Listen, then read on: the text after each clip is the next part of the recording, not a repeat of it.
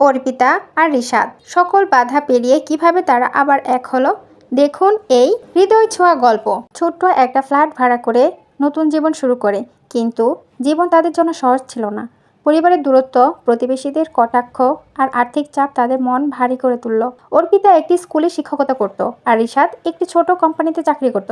কিন্তু বাইরের চাপ আর দৈনন্দিন জীবনের ঝামেলায় তাদের মধ্যে দূরত্ব বাড়তেই থাকে। যে ঘরটাকে তারা হাসি, আনন্দ, খুশিতে ভরিয়ে রাখত, সেখানে এখন নিস্তব্ধতা। ছোট ছোট বিষয় নিয়ে তর্ক বাড়তে থাকে। অর্পিতা ভাবত, রিশাদ কেন আমার কথা বুঝে না? আর রিশাদ মনে মনে কষ্ট পেত, অর্পিতা কেন আর আগের মতো হাসে না। ধীরে ধীরে তাদের ভালোবাসা যেন ম্লান হয়ে যায়।